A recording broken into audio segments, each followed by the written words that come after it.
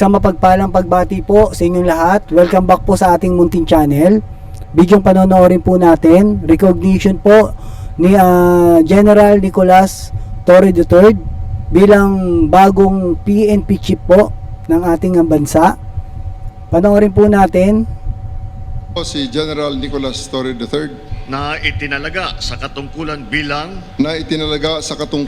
bilang Chief of the Philippine National Police.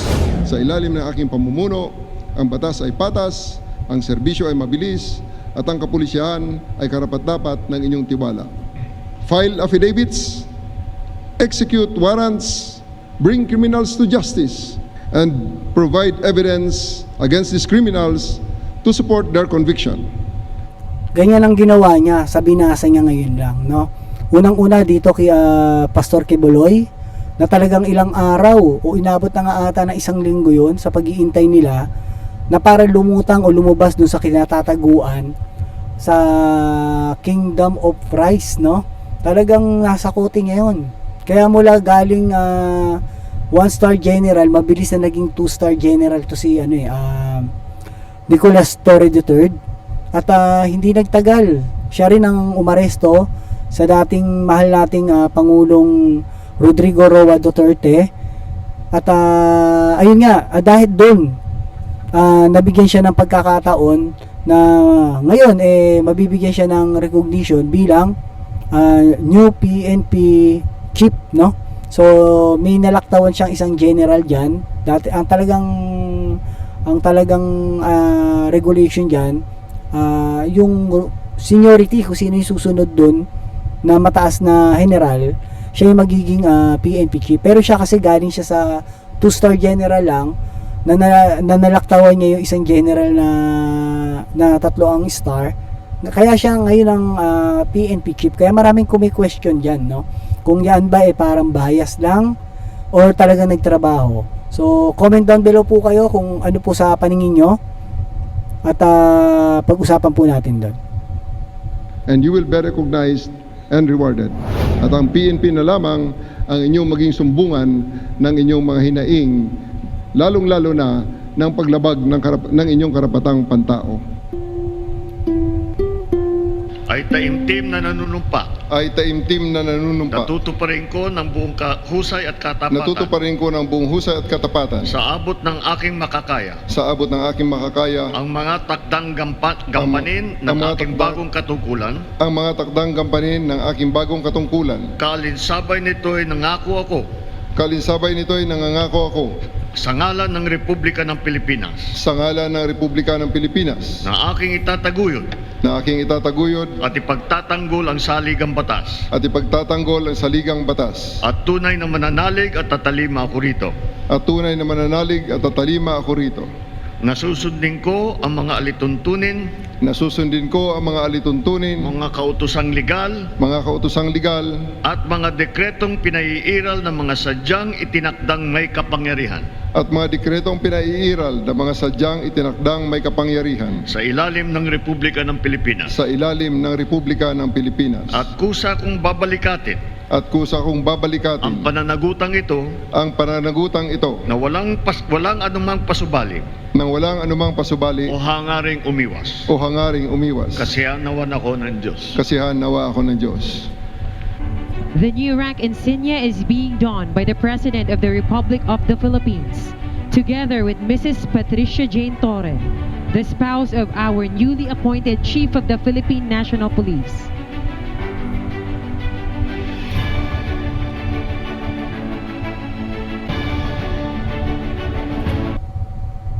Yan ang talagang pinapangarap ng mga kapulisan, no? Ang maging isang PNP chief talaga. Kasi yan yung pinakamataas na ranggo sa mga pulis, no? So, ayun, saludo sa kanya. At nakita rin naman natin na tumatrabaho to si General Torre. So, syempre maraming nagagalit sa kanya, lalo na sa mga pumapanig kay Tatay Diggs, sa mga Duterte.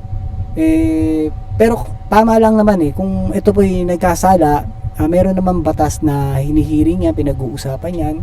Kung talagang guilty ka, makukulong ka. Kung hindi, makakalaya ka naman. So sa kanya lang naman na iutos na arestuhin. So ginagampanan lang naman niya yung kanyang tungkulin. So tama yan, ganyan lang dapat, no? Patas lang sa batas dapat.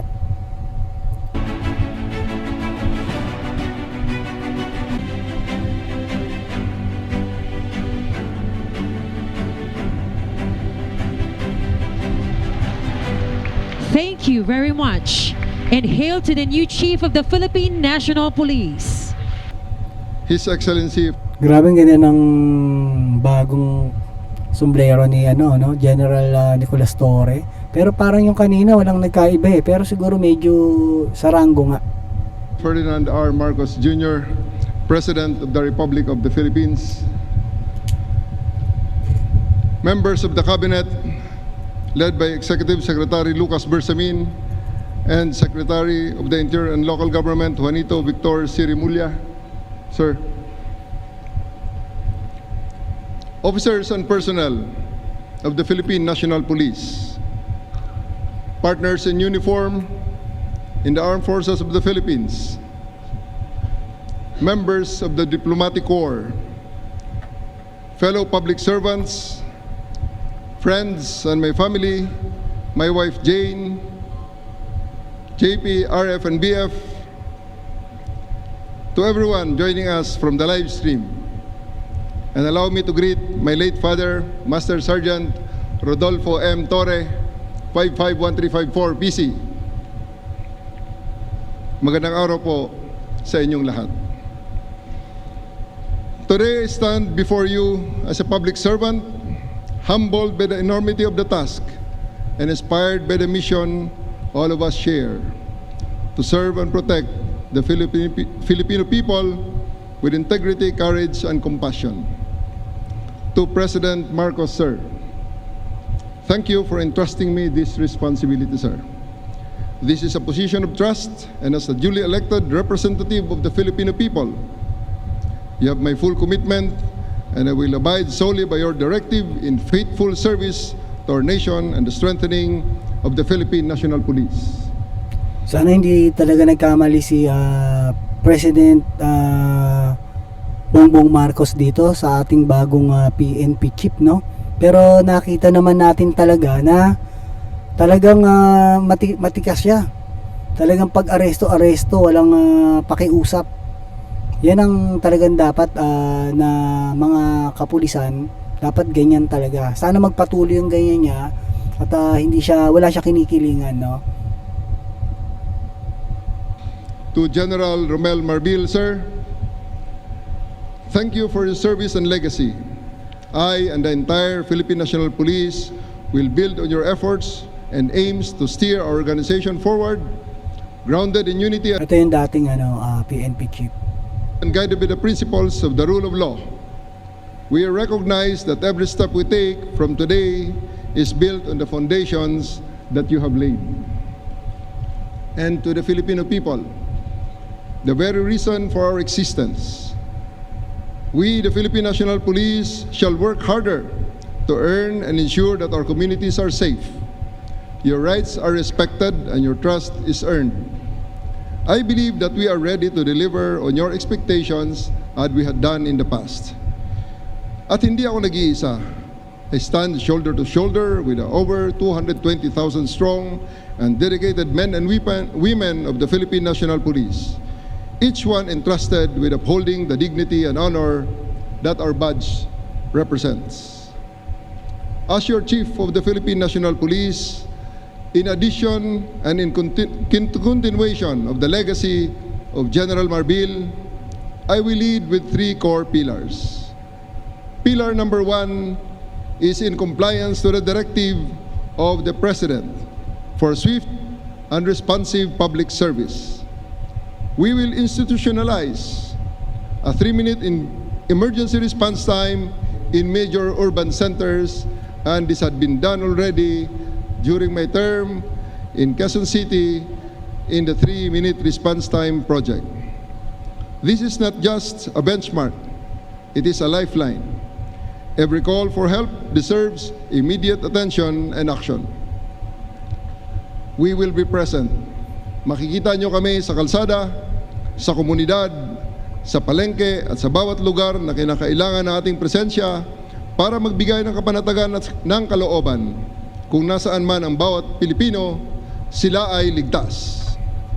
To support this, Maganda yan kung sinasabi niya yan nang wala siyang binabasa, no?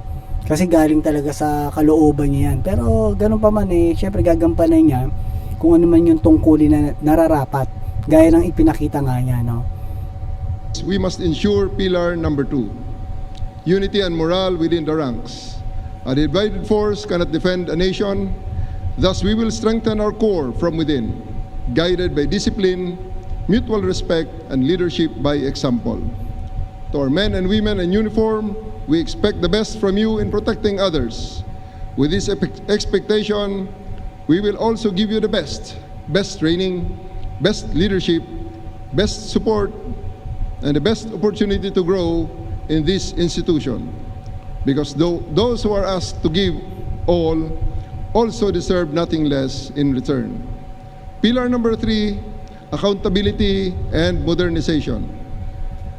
In support of the President's reform agenda and of key pillar number 1 on swift and responsive public service, we will modernize our systems, enhance our investigative tools, and adopt innovative technologies that protect rights while ensuring order.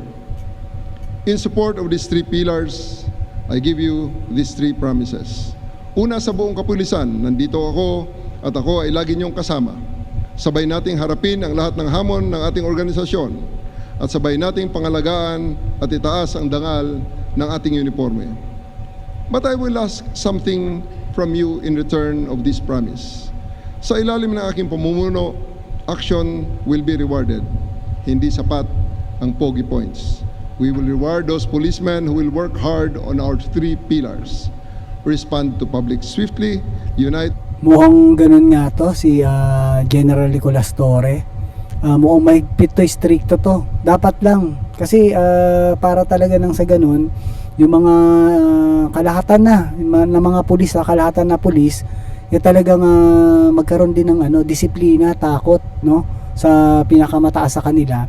Lalo na't kung ito magiging mahigpit sa mga tauhan niya, talagang titino, no? Hindi ko naman sinasabing hindi matino ang ating kapulisan, pero ang dami rin kasing lumalabag na batas. Alam naman natin yan sa lahat, no? Pero kung ganyan nga ang magiging PNP chief natin, talagang mahigpit, stricto, talagang makakamtan ng taong bayan yung to protect and to serve ng sinasabi ng ating kapulisan. And uplift the morale of your fellow public servants and hold yourself and others within the ranks accountable. Real talk lamang. No need for endorsements under my leadership. Appointments will be based solely on merit, and only the most competent will be entrusted with the right positions in the right places. Deliver excellence in your police work. File affidavits, execute warrants, bring criminals to justice. Raise your hands in front of judges and fiscals and provide evidence against these criminals to support their conviction, and you will be recognized and rewarded. Of course, I have to reiterate that all of these actions must be done within the ambit of the law, evidence-based, and rights-respecting. I challenge each and every member of the PNP to be louder than me, not only in words, but also in action. When you're doing extraordinary things for the people, you deserve to be heard and recognized. Magubanta sa pagserbisyo nga matinud-anon. Magbinuligay kita sa aton ginahandom nga kalinong sa aton nga nasyon. Agtitinulong tayo amang sa laknib, iti panggilan tayo. Sama-sama nating iangat ang watawat ng isang malinis at tapat na pambansang kapulisyan. Pangalawa, to our foreign guests and residents, we are happy that you have chosen the Philippines to be your second home. I promise that all of our laws apply equally to all, regardless of nationality. We are committed to upholding everyone's right safety, dignity, including yours. Pangatlo, para sa bawat Pilipino, sa ilalim ng aking pamumuno, ang batas ay patas, ang serbisyo ay mabilis, at ang kapulisyahan ay karapat-dapat ng inyong tiwala. Hindi nyo na kailangan pang pumunta sa kung saan-saan at hindi namin kayo pagpapasapasahan at ang PNP na lamang ang inyong maging sumbungan ng inyong mga hinaing, lalong-lalo na ng paglabag ng inyong karapatang pantao. Tulungan nyo kaming tulungan kayo. We acknowledge your active partnership in creating the bagong Pilipinas we all dream of at buong puso kaming nagpapasalamat. Huwag kayong bibitaw at manatili sana kayong katuwang sa pagtaguyod ng kapayapaan at kaayusan ng ating bayan. We will strengthen our partnerships with the public so we can better understand local needs and respond to them with empathy and precision. Today marks more than a beginning. It is a defining moment. Thus, let us seize it with unwavering courage, grounded in humility and Magandang gawin ni General Torre dito sa unang araw niya bilang bagong PNP chief. Gawin niya talaga ay magiging stricto siya sa lahat ng kapulisan. Sigurado mapapagalaw niya yung PNP at malilinis niya yung mga talagang hindi nagpe-perform. Lahat yan magpe-perform kasi ang mangyayari diyan matatanggal matatakot, di ba? Ang taas pa naman ng sahod ng pulis ngayon, no? Dinoble yan ni Tatay Digong. Kaya sa ating mga kapulisan talaga dapat ibigay din nila yung best na serbisyo para sa taong bayan, no? To protect nga and to serve. Dapat gampanan nila yon. Dapat maging stricto to sa unang araw, unang linggo, unang buwan hanggang sa maging taon, hanggang sa makasanayan ng mga kapulisan natin na kung ano yung batas lang dapat pairalin. Hindi porket minsan na kabaro mo pagtatakpan mo na. Basta nagkasala sa batas, mapapulis man yan, may ranggo man yan sa'yo, arestuhin mo pagka nagkamali. Dapat ganon. Sana maging ganon ang utos niya sa lahat ng kapulisan para maging patas sa batas ang lahat. relentless commitment to serve the Filipino people with honor, excellence, and integrity. Maraming salamat po. Mabuhay ang pambansang pulisya, mabuhay ang bagong Pilipinas, mabuhay ang sambayanang Pilipino, at sa bagong Pilipinas, ang gusto ng pulis, ligtas ka! Maraming salamat po. Thank you very much and congratulations Police General Nicolas Torre III.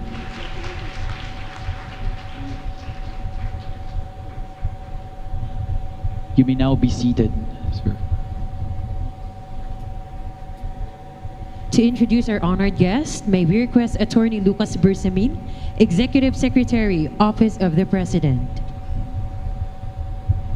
Ladies and gentlemen, the President of the Republic of the Philippines, His Excellency Ferdinand R. Marcos Jr.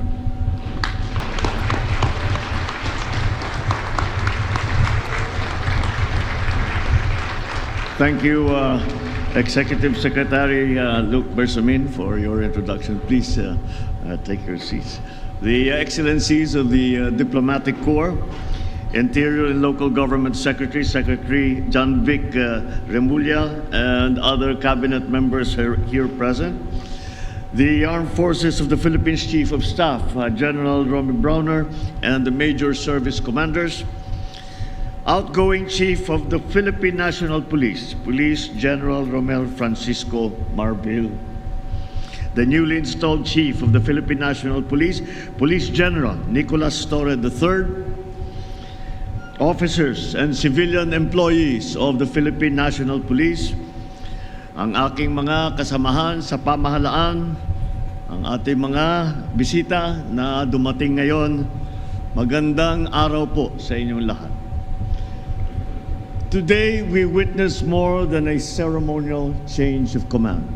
We come together to reaffirm a shared responsibility, a responsibility to uphold peace, to preserve justice, and to protect the dignity of the Filipino. Each change in leadership promotes the values that give strength to our institutions, It reflects a clear belief that lasting progress is grounded in consistent service, accountable governance, and leadership that never forgets its duty to the people. So allow me to express the gratitude of a nation to the man who has served with strength and with resolve, Police General Romel Francisco D. Marbil. General Marbil, you led the PNP with a compass firmly set on integrity, professionalism, and respect for human rights. In your stewardship, the PNP became a more people-centered, structured, and regulated institution. You guided our officers to serve with integrity, and in doing so, you restored the people's confidence in the uniform that the police wears. In moments that tested our resilience, from disaster response to crisis management, from general public safety to the conduct of a credible and peaceful 2025 national and local elections, you showed us what a smart, capable leadership looks like. Sa ilalim ng inyong pamumuno, naging sandigan ng pamahalaan ng kapulisan na sa paghahatid ng tulong, pagbibigay ng proteksyon at pagtataguyod ng karapatang pamtao. Ipinakita ng PNP na walang katumbas ang buhay ng tao. Mga buhay na nailigtas, napaglingkuran at natulungang makabangon. And for this, General Marbil, we are truly grateful.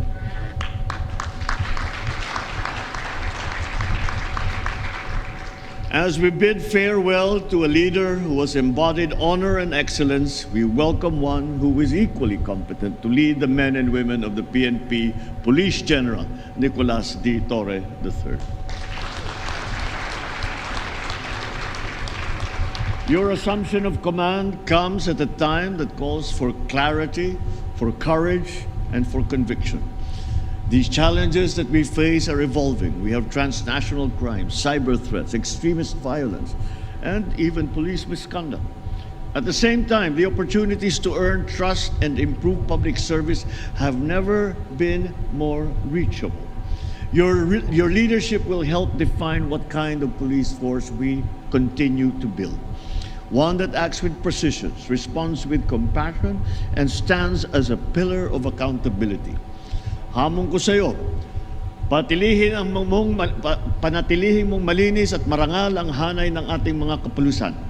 Bilisan ang investigasyon sa mga kaso laban sa mga pulis na lumabag sa batas upang maibigay natin ng hustisya sa lalong madaling panahon. Paigtingin din ninyo ang presensya ng kapulisan sa mga lansangan. Siguruhin mas maraming pulis na umiikot sa mga kalsada at nagbabantay sa ating mga komunidad.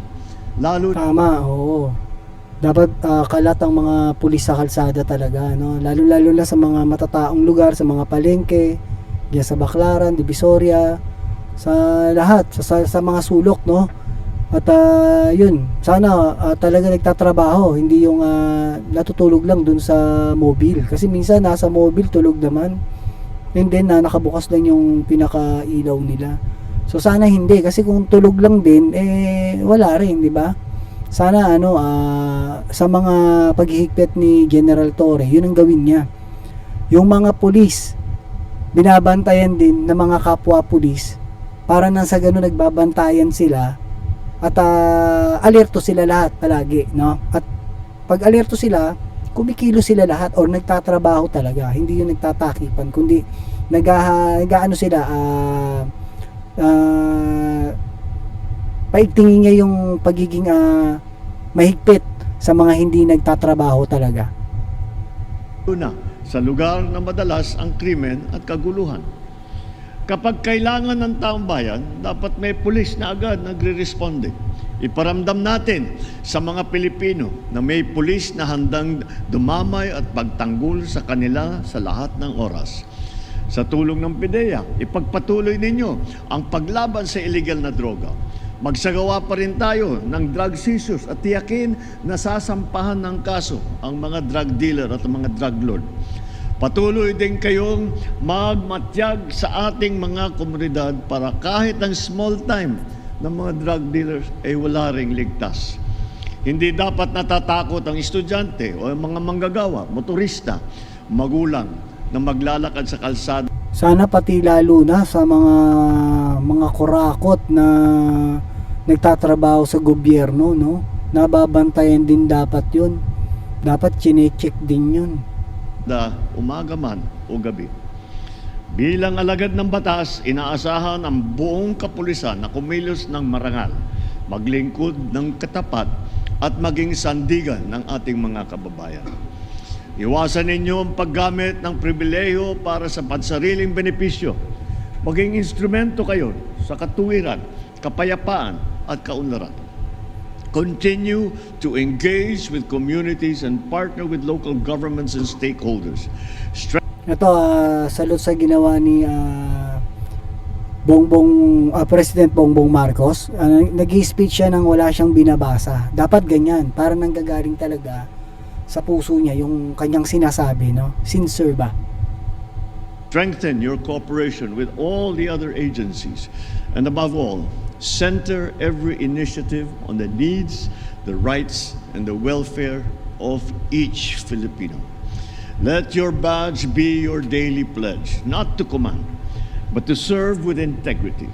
Let every decision uphold the law, and let every gesture reflect the quiet dignity of true public service. May the PNP become a source of hope and reassurance to every community that you protect. This change of command ceremony is a renewed promise, a clear mandate to champion peace, to serve with honor, and to move our nation forward with dignity.